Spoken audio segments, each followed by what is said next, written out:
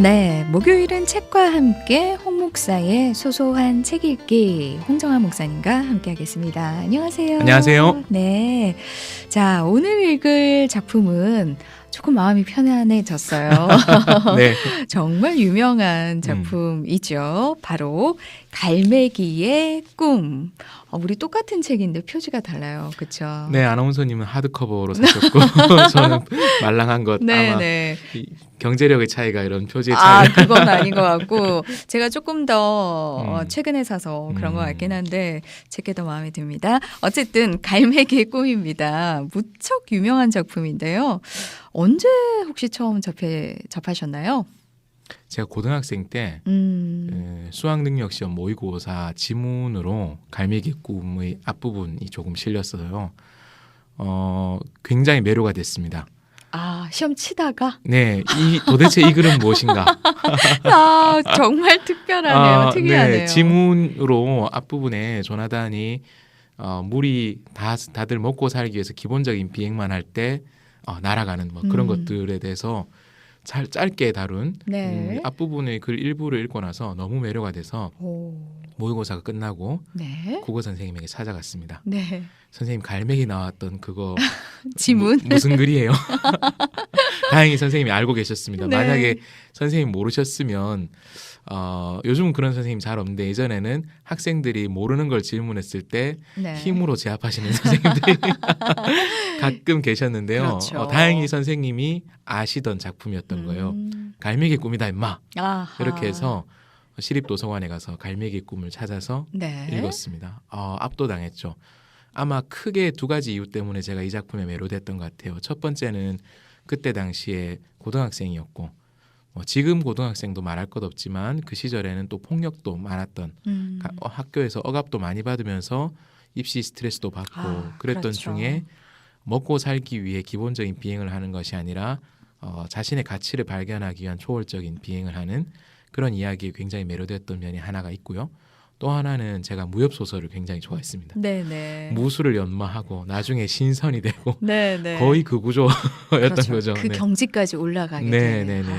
그래서 10대 시절에 저를 굉장히 사로잡았던 작품이었고 그 작품을 오랫동안 기억에 담아두고 있었다가 이번에 우리가 인간의 조건을 탐색하기 위한 서양 문학들을 쭉 보는 과정에서 앞의 5작품은 약간 이상한 존재, 인간의 형태를 가지고 있지만 인간과 다른 특별한 존재들의 이야기를 통해서 인간의 존재를 탐색했다면 오늘부터는 동물을 통해서 작가가 인간은 어찌 살아야 되는가를 이야기하는 5개의 작품을 살펴보려고 하고 그 첫 번째 작품으로 가장 저에게도 인상적으로 남아있지만 가장 짧은 작품 가장 짧고 쉽고 재미있게 읽을 수 있는 작품을 가지고 왔습니다. 네, 글반 사진반이기 때문에 부담 없이 읽을 수 있는 책이었던 것 같습니다.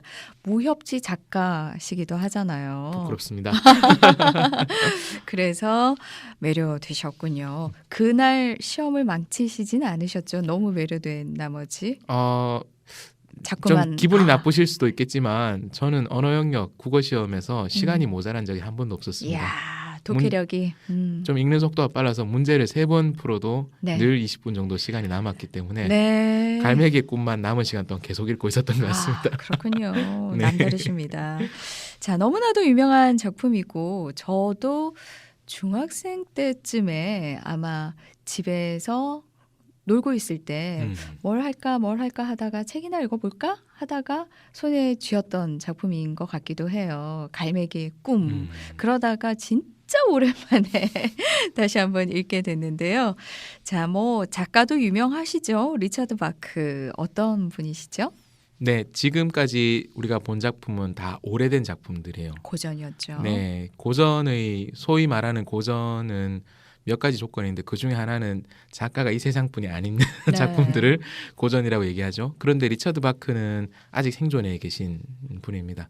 1936년생.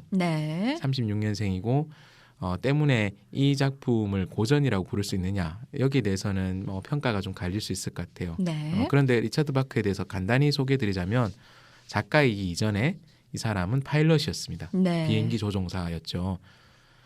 공군 장교로 파일럿으로 공군 하사관으로 파일럿으로 활동하다가 이후에 전역하고 일반 민항기 파일럿을 오랫동안 했던 사람입니다.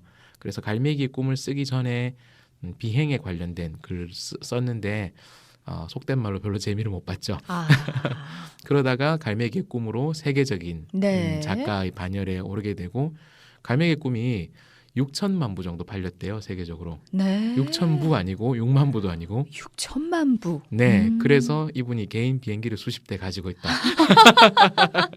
이런 얘기도 네. 들었고요. 와. 이분이 이제 비행사 출신이라는 것 때문에 종종 생텍쥐페리와 많이 비교됩니다. 네. 생텍쥐페리도 조종사였죠. 그렇죠. 조종사였고 그리고 그분이 우리는 어린 왕자로 많이 알려져 있지만 그분의 또 다른 대표작이 야간 비행이라는 작품이 있어요. 네. 그리고 어린 왕자와 갈매기의 꿈이 약간 몽환적인 듯하면서 자아의 발견이라는 주제를 다른 관점으로 다루고 있기 때문에 두 작가가 굉장히 자주 비교되고 네. 또 갈매기의 꿈과 어린 왕자가 자주 거론되기는 하는데요. 이야기의 짜임새나 완성도 면에서는 저는 개인적으로 어린 왕자에 조금 더 손을 들어주고 싶지만 갈매기의 꿈이 아주 쉽게 읽을 수 있으면서 뭐랄까요 그 미국적인 느낌 굉장히 맞아요. 많이 담고 있는 네, 네. 그래서 오늘 그 부분도 한번 초점을 맞춰서 이야기를 나눠보면 좋을 것 같아요. 네, 6천만 부가 팔렸다고 하는데 제가 찾아보니까 여러 번 처음에는 퇴짜를 맞았더라고요. 네네네. 네, 그랬는데 그걸 딱 알아본 이 출판사에서 대박을 낸 그렇죠. 거네요. 네. 아마도 이 책이 히트를 치기 시작한 시점에는 이 책을 이제 거절했던 담당 편집자들이 줄줄이 아마 사표를 통곡을 내잖아요. 하고 있었겠죠. 네네. 네. 자, 갈매기의 꿈 오늘 함께하고 있는데요. 작품 속으로 들어가 보죠. 먼저 작품의 줄거리를 좀 소개해 주실까요? 이 책은 이렇게 보면 두께가 좀 있는 것 같지만 사실 종이 자체도 좀 두껍고 네. 그리고 150여 쪽 정도 되지만 사이사이에 네. 그림이 정말 많습니다. 네. 실제 본문은 한 100쪽 정도 되려나요? 100쪽도 안 될 수도 있을 것 같은데요. 네, 네. 굉장히 심플한 줄거리입니다. 일단 주인공 갈매기가 있습니다. 주인공을 조나단이라고 부르는데 전체 풀네임은 조나단 리빙스턴입니다. 네. 조나단 리빙스턴 시걸 시걸 갈매기라는 뜻이죠. 네. 원 제목이 또 조나단 리빙스턴 시걸인데요. 이 조나단이 나는 것에 대한 관심이 많습니다. 모든 갈매기는 다 날지요. 그런데 다른 갈매기들은 그냥 기본적으로 먹고 살기 위해서 납니다. 작품의 초반부에서 다른 갈매기들은 배가 특히 고깃배가 들어오면 고깃배에서 떨어지는 생선 혹은 빵 부스러기 이런 것들을 낚아채기 위한 비행 정도로 만족을 하고 있습니다. 네. 제가 해군 출신이거든요. 아, 그러시군요. 배를 탔었어요. 배를 타면 실제로 갈매기를 많이 보는데요. 네. 신병 때는 정말 신기했던 광경이 갈매기들이 날아올 때 고참들이 신병들에게 보여준다고 건빵을 던지는 겁니다. 네네네. 건빵을 갈매기 쪽으로 휙 던지면 갈매기가 샥 날아서 그 건빵을 탁 잡아챕니다. 이야, 서커스네요, 서커스. 네, 그리고 오. 갈매기의 공연을 좀 보고 싶으면 갈매기가 있는 쪽 바로 갈매기 있는 쪽으로 정확히 던지지 않고 네. 갈매기에서 약간 떨어진 쪽으로 샥 던지면 갈매기가 슝 날아가서 탁 잡습니다. 이야.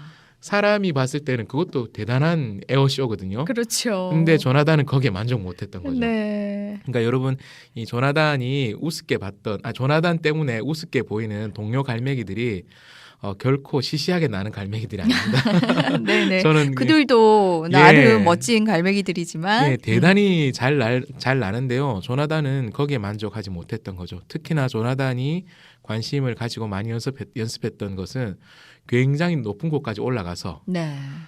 급강하를 하면서 빠르게 나는 것. 이야, 상상만 해도 사실 네. 멋있긴 해요. 예. 그런 것을 위험천만한 너무 비행. 해보고 싶었던 거죠. 네. 그러면서 실패도 많이 합니다. 그렇죠. 다이빙 같은 거 해보신 분들은 아실 텐데 네. 이른바 배치기라고 하죠. 이렇게 머리부터 쇼 혹은 배부터 수직으로 쫙 들어오면 네. 물속으로 매끄럽게 들어가지만 몸이 이렇게 수직이 안 되고 수평 가까이 이렇게 되면 빵 하고 방바닥에 예. 경상도 사투리로 떼기장 쳐지는 네. 네, 그런 느낌으로 고통을 굉장히 많이 받죠. 조나단도 그런 실패를 하는 거죠. 그러면서 조나단의 가족들, 특히 어머니는 걱정을 많이 합니다. 얘야, 너는 갈매기야. 그런 건 하늘 위에서 날개 펴고 멋지게 나는 건 알바트로스 같은 애들한테 맡겨놓고. 네, 그래서 조나단은 엄마 하지만 난 날고 싶어요. 막 그런 얘기를 하는 거죠. 그러니까 조나단이 여러 가지 연습도 하고 고민도 해요. 그러면서 날개가 너무 커서 급강할 때 방해가 되는 것 같은데 왜 난 이렇게 날개가 클까? 작은 날개가 없을까? 고민하다가 날개가 크면 접으면 되잖아. 접으면 되지. 맞아요. 예, 날개 끝을 접으면서 비행의 도를 터득을 하는 거죠. 네. 아마 이런 부분에서는 작가가 파일럿이었던 항공기 조종사였던 이력이 그렇죠. 네, 아주 많이 반영되어 있는 것 같아요. 약간 전문적인 기술을 네, 그렇죠. 활용한 것 같아요. 예. 여기서 갈매기 이 조나단과 나중에 다른 갈매기들이 하는 비행의 이름들을 보면 이른바 국군의 날 에어쇼 이런 데서 맞아요. 네, 숙련된 파일럿들이 이제 하는 그런 네. 것들을 주인공 갈매기가 막 해내는 거죠. 이제 너무 기분이 좋았어요. 그런데 해냈으니까. 자기가 살고 있는 갈매기 공동체에 돌아갔을 때 갈매기들의 무리 중앙에 서라라는 이야기를 듣게 됩니다. 당시의 갈매기들 세계, 이 작품 속의 갈매기들 세계에서는 무리들 중앙에 광장 한복판에 서는 것은 대단한 명예를 칭송하거나 혹은 수치를 주거나 네. 둘 중에 하나의 목적으로 이루어졌던 거죠. 조나단 입장에서는 자기가 엄청난 비행을 성공했으니까 당연히 전자라고 생각하면서 하지 않아도 될 걱정을 합니다. 나는 명예를 원하는데 나 그런 거 원하지 않는데 안 해도 될 고민을 합니다. 네, 그런 안 해도 될 고민을 하고 있는데 갈매기들은 다르게 생각한 거죠. 네. 후자였던 거죠. 위험한 생각을 전파한다. 네. 갈매기로서의 어떤 본성을 본분을 벗어나는 벗어났다. 네.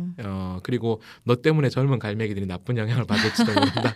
이런 생각을 했던 것 같아요. 네, 네. 그래서 조나단은 추방당합니다. 그렇죠. 이 집단 생활을 하는 동물들 혹은 인간도 마찬가지입니다. 공동체에서의 추방이라는 것은 자신의 존재 전체를 부정당하는 것이거든요. 네. 우리가 지금 아무렇지도 않게 쓰고 있는 신분증이 있습니다. 주민등록증 혹은 운전면허증이 있고 그리고 거기에는 우리의 신분을 증명하는 주민등록번호라는 것이 있죠. 그런데 만약에 내가 주민등록이 말소됐다라고 생각해 봅시다. 끔찍하죠. 예, 우리가 주민등록증 평상시에는 이 증이 있든 없든 별로 네. 신경 안 쓰고 살았는데요. 내 신분을 증명해야 될 것이 말소됐다면 간단하게 웹사이트에서 무엇인가를 이제 아무것도 할 구입하는 수가 없어요. 네. 혹은 병원에 가서 내가 치료를 받는 것 등등 네. 제대로 할 수 있는 일이 없죠. 예, 거의 없지요. 없죠. 네. 그런데 옛날은 공동체에서 추방이라는 거 훨씬 더 그런 강한 의미를 가지고 있는 거죠. 하지만 조나단은 추방당한 이후에 어떤 면에서 보면 먹고 사는 것은 예전보다 더 쾌적해졌습니다. 왜냐하면 그가 새롭게 터득한 비행 기술 때문이었죠. 네. 높이 날아서 먼 바다를 바라보다 보면 물고기 떼가 확 지나가는 게 보이죠. 그리고 급강하를 하면 수심 한 3m까지도 그냥 가볍게 쑥 매끄럽게 들어가서 싱싱한 물고기를 낚아 올릴 수도 있게 되죠. 조나단은 더 이상 빵 부스러기와 또 상해가는 물고기 조각들에 얽매이지 않고 먹고 싶을 때 먹으면서 마음껏 비행의 기술을 연마할 수 있게 됩니다. 그리고 어느 날 자신과 비슷한 방식으로 하지만 더 뛰어나게 나는 비행기 무리들에 합류하게 되죠. 네. 그 비행기 무리 아니죠. 죄송합니다. 갈매기 무리들에 합류하게 네네. 됩니다. 그리고 그 갈매기들도 사연이 다 드러나진 않지만 아마도 조나단과 비슷한 경험을 하지 약간 않았겠습니까? 추방당한 느낌. 네. 네, 네. 추방당한 수도자들의 공동체라고 아하. 하면 좋을 것 같아요. 수도자. 네, 네. 수행자 혹은 수도자들의 공동체에 합류하면서 조나단은 더 수준 높은 비행 기술을 네. 마음껏 배우고 연마하게 됩니다. 그렇죠. 그때 조나단을 가르쳤던 스승이 설리반이었습니다. 음. 설리반은 우연히 그 이름이 붙은 것 같지는 않아요. 작가가 헬렌 켈러. 네, 가장 유명한 선생님의 음. 이름을 거기서 따온 것 같아요. 헬렌 켈러의 선생님이셨던 그렇죠. 설리반이라는 이름을 가진 설리반 시걸 갈매기 설리반 선생에게 배우고 다른 동료들과 함께 날다가 어느 날 그 공동체에서 가장 수준 높은 갈매기, 원로 갈매기의 가르침을 받습니다. 여기서부터 진짜 무협 소설의 네, 신비적인 느낌이 나는데요. 네. 이 원로 갈매기는 쉽게 말하면 순간 이동을 할 수 있는 갈매기입니다. 이야. 보통 여태까지는 물리 법칙에 지배를 받는 네네. 비행을 했습니다. 여기서 이렇게 날아갈 때 혹은 위에서 이렇게 떨어질 때 어떻게 하면 공기 저항을 줄이고 날개 끝을 어떻게 각도를 틀어서 샥 이제 방향을 바꾸고 약간 이런 걸 과학적인 방법으로. 네네. 그야말로 항공기 조종사였던 이력을 살린 비행의 묘사였다면 여기서부터는 생각하면 네. 그곳으로 갈 수 있게 되죠. 네. 그리고 이 조나단이 이 어려운 걸 해냅니다. 주인공이니까요. 네네. 대스승의 가르침을 받고 결국 대스승과 함께 지구를 떠납니다. 아, 사라져 버렸죠. 네, 사라져서 정신을 차려보니까 우주에서 지구를 바라보고 있는 그런 것 같은 광경이 묘사되거든요. 물리적인 세계를 완전히 초월하는 네. 그런 것을 해낸 거죠. 그리고 조나단에게 그러한 초월적인 신비적인 비행의 길을 안내해준 대스승은 비행 중에 사라집니다. 신비롭게 사라지면서 마지막으로 남긴 것은 사랑하라, 네. 사랑을 연습하라, 뭐 이런 네, 얘기였죠. 맞아요. Love. 사랑을 이야기하면서 대스승이 떠났어요. 그리고 남아있는 수도자들의 공동체에서는 이제 그 순간 이동에 가까운 그런 초월적인 비행을 할 수 있는 대스승이 떠나고 그걸 할 수 있는 존재는 조나단이잖아요. 조나단. 네. 근데 조나단이 남아서 그 수도자들의 공동체를 이끌 차례가 되었는데 조나단은 그것을 거부합니다. 왜냐하면 내가 떠나온 고향, 네. 내가 떠나온 보통 갈매기들의 무리 속에도 여전히 날고 싶어하는 법을 나는 법을 배우고 싶어하는 젊은 갈매기가 있을지 모르겠다라고 생각하고 거기로 돌아가려고 했던 것이죠. 다른 갈매기들은 여기가 좋다. 여기 그렇죠. 머물자. 여기서 우리와 함께 같이 생각하는 사람들끼리 사람이 아니죠. 같이 생각하는 네네네. 예, 갈매기들끼리 있자. 네, 사실 뭐 사람은 이야기죠. 이른바 마인드가 통하는 무리 속에 함께 머물러 있고 여기서 더 깊은 수준으로 올라가자라고 이야기를 하지만 조나단이 단 한 마리라도 나는 법을 배우기를 원하는 그런 갈매기가 있다면 자기는 돌아가겠다고 네. 합니다. 그리고 당연히 그런 젊은 갈매기가 한 네. 마리 있었죠. 플래처라는 플래처. 네, 그런 갈매기가 있었습니다. 조나단과 거의 비슷한 행보를 거친 그런 갈매기였죠. 어떻게 보면 젊은 조나단. 그렇죠. 그 플래처는 조나단을 만납니다. 그리고 조나단에게 어떻게 하면 당신처럼 날 수 있습니까? 라고 하니까 조나단이 플래처에게 수평 비행부터 시작해보자. 가장 기본부터 이렇게 해보자라고 네. 이야기를 하면서 플래처가 조나단을 따르기 시작합니다. 네. 그리고 다른 갈매기들이 하나 둘 합류하기 시작합니다. 마치 복음서에서 예수님이 12제자를 하나 둘 만나고 모으듯이 그래서 플래처는 베드로 같은 네. 그런 캐릭터였던 거죠. 수제자. 네, 그래서 조나단 옆에서 날기를 배우는 그런 갈매기들이 많이 늘어났어요. 그런데 어느 날 이별의 때가 왔습니다. 대스승이 그랬던 것처럼 조나단도 이 세상의 물리적인 육신의 한계를 벗어나는 초월의 단계로 가는 거죠. 이게 단순히 죽음이냐?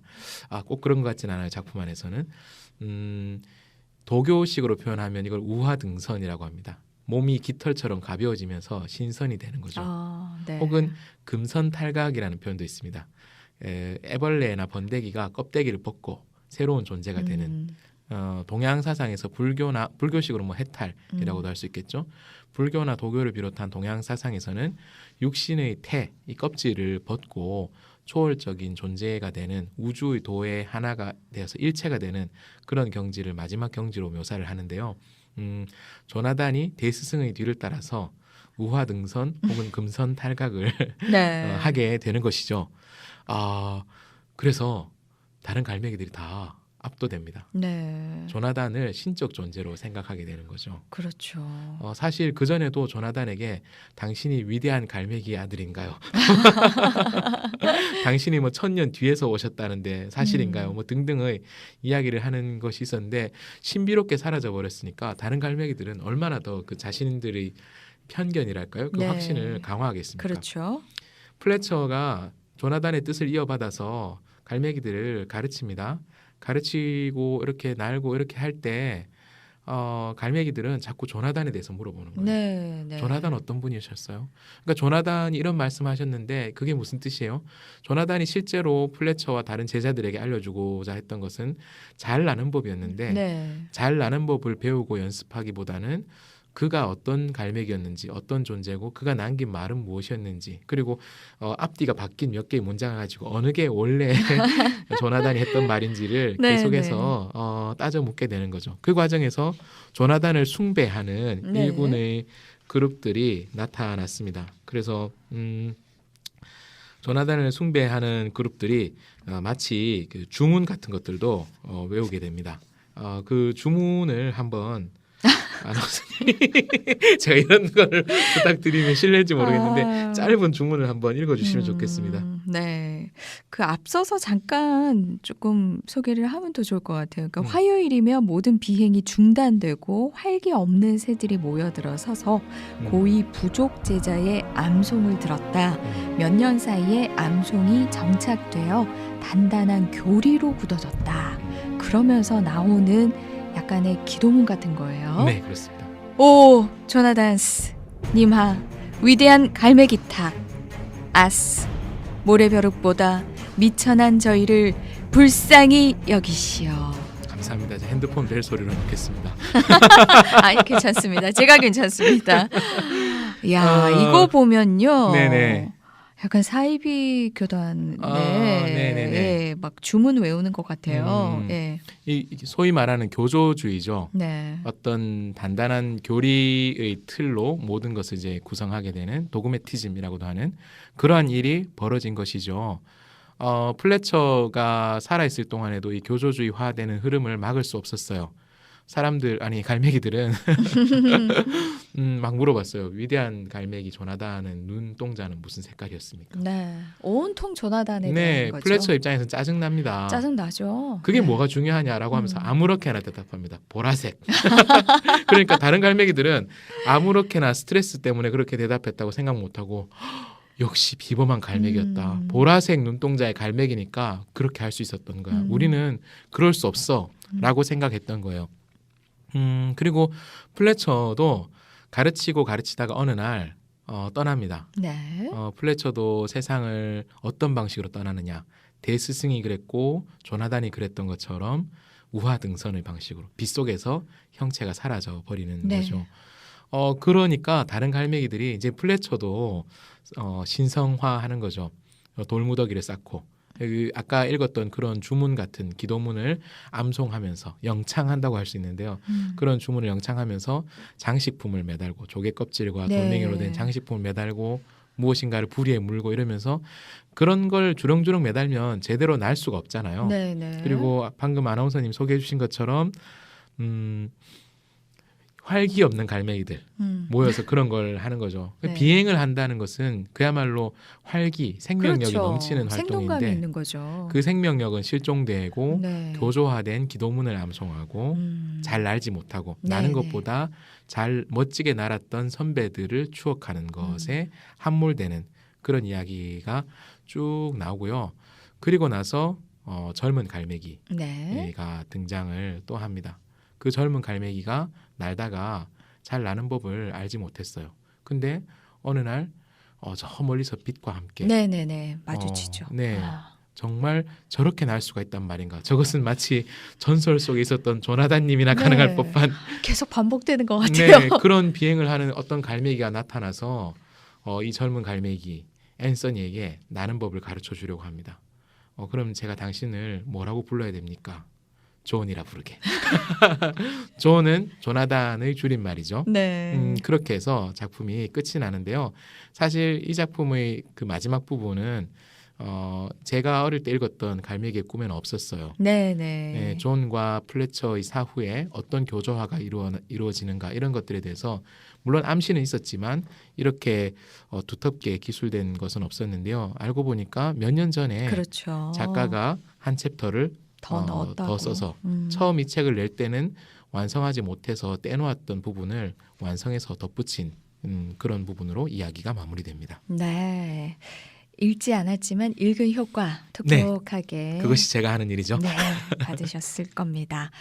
그런데 이 책을 읽다 보면은요. 아, 참, 이 뭐 어디선가 들어본 듯한 익숙한 이야기가 많이 좀 섞인 것 같아요. 네네, 뭐 맞습니다. 여기서 저기서 뭔가 약간 짬뽕 같은 그런 음. 느낌도 좀 들고요. 뭐 의도가 된 것인지 아니면은 음. 일부러 뭐 이렇게 좀 멋지게 만들려고 그렇게 한 건지 좀 그런 느낌이 있거든요. 네, 제가 초반에 이 작품을 생텍쥐페리의 어린 왕자와 비교해서 매우 미국적인 작품이다라고 말씀을 드렸죠.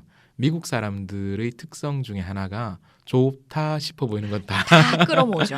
맞아요. 네. 여기에는 크게 몇 가지 모티프가 섞여 있는데요. 가장 메인이 되는 것은 성서의 이야기입니다. 네네. 기독교적인 느낌도 많이 있어요. 네. 네네. 조나단이 제자들을 모으는 것들, 네. 그리고 플래처 수제자가 성급하게 굴다가 부상을 당하기도 하고, 그리고 플래처가 성급히 비행을 하다가 다쳐서 죽게 되었는데 조나단이 그를 다시 살려준다든지, 네. 혹은 공동체에서 추방되는 것들, 뭐 이런 것들이 예수님의 모티프를 굉장히 많이 가지고 왔죠. 또 그리고 한편에서는 이 작품은 불교적인 색채. 네. 여기서 정확히 말하자면 일본식 선불교. 서양인들이 가장 오리엔탈리즘에서 되게 일반적으로 받아들였던 게 일본식 선불교이거든요. 일본식 선불교의 명상, 참선, 네. 수행, 초월 이런 느낌들을 많이 가지고 왔고요. 그리고 또 어떤 면에서는 서양 고전의 또 하나의 전통인 플라톤 사상 같은 네. 것들도 가지고 옵니다. 동굴의 비유는 우리가 많이들 알고 있습니다. 동굴 바깥에 세계가, 실제 세계가 있다는 것을 가장 처음 그것을 깨달은 존재가 이것을 동굴 속에 있는 동료들에게 알려주지만 동굴 속에 있는 동료들은 이걸 받아들이고 싶어하지 않고 그렇죠. 오히려 그런 위험한 사상을 가지고 온 자를 공동체의 안녕을 해치는 존재로 네. 배척하고 해치고, 이런 이야기들이 다 뒤섞여 있는 매우 미국적인 현상. 조금 정신적인 것에 대한 갈망이 어느 정도 있는, 물질 문명의 성공이 막 극한으로 달리던 시점에 이 작품이 나왔거든요. 그러면서 역사가 짧은 그 나라에서 우리가 정신적인 유산으로 가지고 올 만한 것이 무엇이 있을까? 성서의 전통, 또 그리스 철학의 전통, 동양적인 전통들을 자신이 이해할 수 있는 선에서 네. 적당하게 잘 섞은 버무려서. 것이 큰 성공의 요인이 된 것이죠. 그러네요. 그래서 좀 익숙하게 우리가 이야기를 받아들인 것 같기도 하고요. 특히 이 작품을 두고 혹평하는 사람도 있다고 하는데 어떤 점 때문에 비판받았나요? 두 가지 면에서 생각을 해볼 수 있을 것 같아요. 하나는 이른바 보수 정통 기독교, 네. 개신교에서 이 작품이 매우 불편했습니다. 왜냐하면 예수님을 모티프로 했다라고 하지만 매우 종교다원주의적인 색채가 강합니다. 그렇죠. 성서의 내러티브에서 모티프를 빌려왔지만 그걸 다시 그리스 철학과 선불교의 사상으로 또 재해석을 가했고, 그리고 여기서 조나단은 예수님을 그대로 따왔다고 하기에는 평범한 보통의 갈매기가 수행을 통해서 초월이 된다는 것. 즉 그렇죠. 부처라는 말이 깨달은 자라는 말이잖아요. 누구든 수행하면 부처가 될 수 있다라는 그런 이미지를, 그런 느낌을 그대로 가져온 거죠. 기독교랑 약간이 아니라 완전히 예, 배치가 전혀 된 거죠. 다른 예. 방식으로 이야기를 하고 있고, 그리고 조나단을 따르는 이들이 그를 신성화했다. 네. 그러니까 조나단은 신적 존재가 아니고 평범한 갈매기 가운데 열심히 수행해서 거기에 올라간 갈매기인데, 조나단의 길을 따르기보다는 조나단을 신으로 숭배하는데 매몰돼 있다라고 했기 때문에 개신교, 특히 개신교 목사들의 입장에서는 불쾌하기 짝이 없는 네. 작품인 거죠.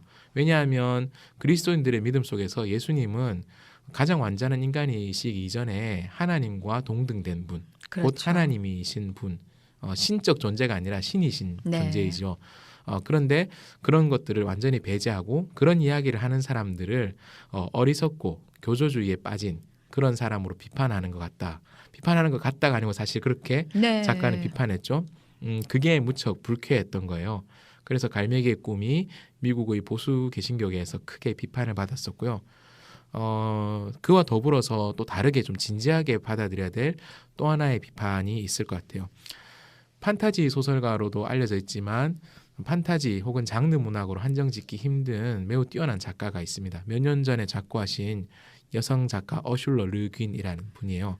우리나라에는 어스시의 연대기 뭐 이런 작품으로 장르 문학을 좋아하는 분들에게 많이 알려져 있는데 보통 일본 사람들과 한국 사람들이 좋아하는 게 세계 몇 대 판타지 맞아요. 네, 라고 할 때 네. 그 서구권에서는 그렇게 부르는지 잘 모르겠어요. 한국과 일본에서 세계 3대 판타지가 네. 있습니다. 반지의 제왕, 아. 나니아 연대기, 네네네. 어스시 이야기, 어스시 연대기. 아유 대단한 작품이네요. 네, 르긴 여사는 이 세 작품의 작가 가운데 가장 현대인이죠. 네네. 그리고 여성이에요. 그래서 르긴의 작품은 앞의 두 작가들이 갖지 못했던 사실 톨킨이나 C.S. 루이스의 작품에는 당대의 사람이기 때문에 가진 인종주의적인 편견이 작품 속에 좀 들어가 있거든요. 네. 그런데 르긴 여사의 작품 속에서는 유색 인종, 소위 말하는 유색 인종이 네. 주인공이기도 하고요.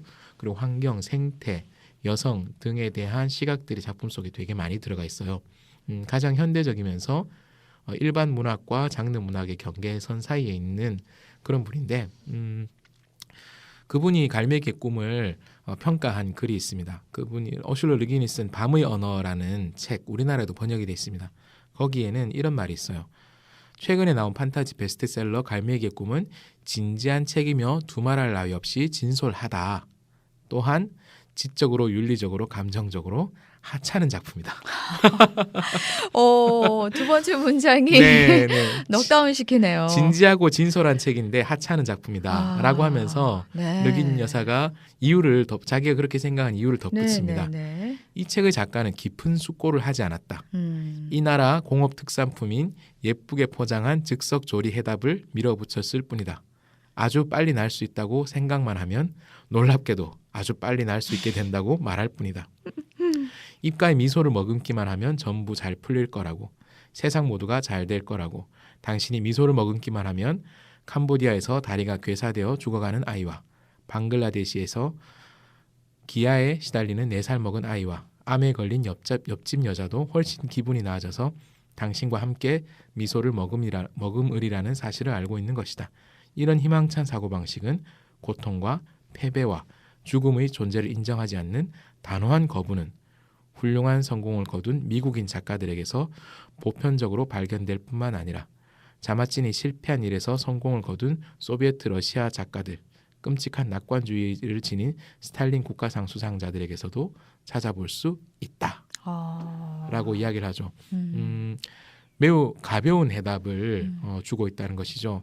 비슷한 방식의 작품이 사실 최근 한 10여 년 안팎으로 우리나라에 많이 소개된 시크릿 같은 작품 있죠. 네. 긍정적이고 적극적인 사고방식은 사실 그전에도 많이 소개됐습니다. 그렇죠. 노먼 빈센트 필의 네. 적극적 사고방식 그렇죠. 혹은 개신교계에서도 많이 소비되었던 조엘 오스틴의 긍정의 힘 네. 뭐 이런 책들이 그야말로 미국 정신인 것이죠. 그런 흐름에서 이 작품이 비판받을 여지도 충분히 있을 것 같아요. 하지만 그럼에도 불구하고 이 작품이 좀 생각하고 우리가 읽어야 될 부분들 읽으면서 우리에게 던져주는 통찰이 있다는 것도 부인할 수 없는 사실이고요. 네, 양자의 변이 다 있네요. 그렇게 신랄하게 비판한 부분도 공감이 가고 그리고 이 작품만이 가지고 있는 또 감수성도 우리가 또 맞습니다. 받아들일 필요가 있고요. 네네네. 네. 자, 그럼에도 불구하고 그리스도인으로서 이 작품을 잘 읽는 방법이 있다면 어떤 걸까요? 작가를 한 명 또 소개를 해드리고 싶어요. 네. 신학자이자 작가인데요. 미국에서 지금 활동하고 있는 신학자이지만 이름이 미국식은 아닙니다. 미로슬라브 볼프. 크로아티아 출신입니다. 그렇군요. 네, 크로아티아 출신이고 독일에서 공부를 했었던 볼프라고 할게요. 예, 볼프. 볼프. 네. 네, 볼프라는 신학자가 있어요. 이분이 쓴 책 가운데 우리나라에 소개된 광장에 선 기독교라는 작품이 있습니다. 네. 볼프는 광장에 선 기독교에서 기독교가 원래의 역할을 제대로 감당 못하는 것을 가리켜서 기능장애라고 말했어요. 네. 그러면서 그가 기독교의 기능장애를 두 가지로 구분했어요. 상승 기능장애와 회귀 기능장애가 있다라고 말했어요. 바꿔 말하면 그는 기독교는 상승과 회귀가 선순환을 이룰 때 제대로 원래 역할을 감당할 수 있다라는 거죠. 거칠게 말하면 상승은 우리가 하나님께로 나가는 것이죠. 네. 하나님과 우리와의 만남, 하나님의 뜻을 깨닫고 그것이 내면화되는 과정이 상승이라면 회귀는 그렇게 내면화된 하나님 나라의 가치 혹은 하나님 나라 백성이라는 정체성을 가지고 세상 속에서 그 메시지를 전파하고 하나님의 뜻을 실천하는, 수행하는 그런 과정이 회귀의 과정인데 상승 기능장애 혹은 회귀 기능장애 둘 중에 하나만이라도 막히면 기독교가 제 역할을 할 수 없다라고 말했습니다. 네. 상승이란 측면이 기능장애를 일으키면 볼프는 두 가지 문제가 생긴다고 했어요. 첫 번째는 신앙의 기능이 축소되는 겁니다. 신의 이름으로 말하고 행동하는 척하면서 실제로는 신앙과 관계없는 목적을 추구하는 것, 자기 확장의 욕망을 네. 신앙의 이름으로 계속 얘기하는 거죠. 그 두 번째는 우상으로 대체하는 것, 적당하게 우상으로 대체하는 것이죠. 네. 성경이 증언하고 있는 하나님을 가려버리고 내 마음속에 있는 이미지 혹은 내가 원하는 이미지를 내 틀 안에 있는 하나님 네. 이렇게. 이것이 바로 하나님이다. 사실 출애굽 당시에 아론이 만들었던 황금 송아지는 예. 하나님 아는 다른 존재를 만든 게 아니라 이스라엘 사람들이 하나님이 필요하다라고 하니까 이게 바로 하나님이다라고 만들었던 거거든요. 네. 그런 것처럼 하나님을 가리고 이게 하나님이다라고 하면서 다른 존재를 만들어내는 것. 요런 두 가지가 상승 기능 장애의 측면이라면 회귀 기능 장애에도 역시 두 가지 문제가 있다라고 볼프가 이야기합니다. 첫 번째는 신앙이 나태해진다는 겁니다. 적당히 현실에 안주하고 체제에 길들여지는 거죠. 네. 그때 종교의 역할, 이건 뭐냐 하면 우리가 삶이 재미가 없고 나태해지고 이럴 때 흥분과 감정을 막 네, 일으키게 네. 하는 환각제 혹은 흥분제로 때로는 지나치게 삶이 고단하고 격류에 휩쓸린 것 같은 그럴 때 진정제나 신경안정제의 역할, 약품으로 네. 이제 기능한다는 거죠.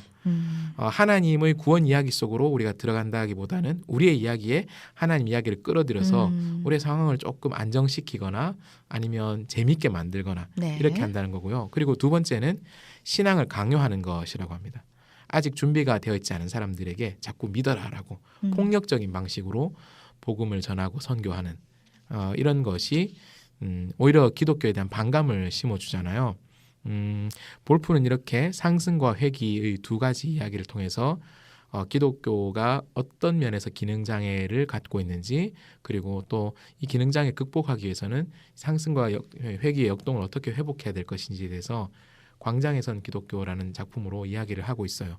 저는 요 렌즈, 상승과 회귀의 역동 혹은 상승과 회귀의 적절한 긴장감과 선순환 이 렌즈를 통해서 이 작품을 바라본다면 그리스도인들이 비록 그리스도인의 핵심적인 신앙 고백과 매우 다른 면을 담고 있는 작품이지만 이 작품을 통해서 배울 게 있다고 생각을 해요. 네. 조나단을 추종했던 무리들은 어느새 상승 기능 장애를 네. 일으켰었죠. 그렇죠. 네, 그래서 우상을 만들고 네. 교조화했었습니다. 역사 속에서 출애굽 백성들뿐만 아니라 많은 믿음의 선배들이 그런 일들을 되풀이했었습니다. 굉장히 뜨거웠던 종교개혁 이후에 종교개혁의 후신들은 자신들이 존경하고 따르는 선배들, 종교개혁의 첨단에 섰던 루터나 칼뱅 같은 사람들의 생각을 이분들의 주장을 좀 더 정리하고 체계화해보자라는 좋은 열망에서 시작해서 이른바 개신교 스콜라주의라는 것으로 쭉 달려가기 시작했습니다. 그래서 어떤 분들은 루터나 칼뱅의 주장을 성경과 거의 같은 급으로 올려놓고 네. 네, 그런 이른바 무슨 주의 이게 바로 교조주의거든요. 네, 교리화, 교조화 시키는 것 교조주의에 빠지기도 했었죠. 그리고 이 작품에서 초반부에 등장하고 사라져버린 수도자들의 공동체 그들은 일종의 회귀 기능장애에 빠져 있었던 이들이죠. 조나단과 같이 아직도 배울 자격이 있고 또 배우기를 원하는 젊은 갈매기들이 있다면 그들에게도 가치 있는 삶, 나는 네. 법을 나눠줘야 알려주는, 되는데. 나눠줘야 하는데 그들은 우리가 익숙한 성경의 표현을 빌리자면 여기가 좋사오니 여기서 우리가 함께 행복하고 즐겁게 이 초월적이고 신비로운 삶을 계속 영위하자라는 그런 생각에 빠져 있었던 것이죠. 갈매기의 꿈은 상승과 회귀의 기능 장애에 빠진 기독교인들의 모습을 다시 점검하게 해주는데 적절한 자극제가 되리라고 생각합니다. 네. 물론 이 작품이 제시하는 쉬운 해답, 네. 갈 수 있으리라 생각하면 갈 수 있다. 그런 쉬운 길은 사실 성경은 약속하지 않죠. 아, 그럼요. 네. 성경은 그것이 가능하지 않다는 걸 정말 너무 극단적인 방식으로 보여줍니다. 왜냐하면 하나님이신 예수 그리스도가 네. 손쉬운 길을 선택하지 못하시고 십자가를 네, 지셨으니까. 십자가라는 가장 어려운 길을 정면 네. 돌파하는 그 길을 통해서 인류에게 구원을 안겨다 주신 그 이야기를 우리에게 들려주고 있거든요. 그렇죠. 다만 그런 점을 감안하고 이 음. 작품을 읽는다라면 이 작품은 그리스도인들에게도 매우 많은 통찰을 주고 우리에게 적절한 시기에 참된 삶은 무엇인가에 대한 네. 자극을 줄 수 있는 작품이라고 생각합니다. 네, 그래요. 자, 오늘 갈매기의 꿈 리처드 바크의 작품을 함께 살펴봤습니다. 지금까지 홍 목사의 소소한 책 읽기 홍정환 목사님이었습니다. 고맙습니다. 고맙습니다.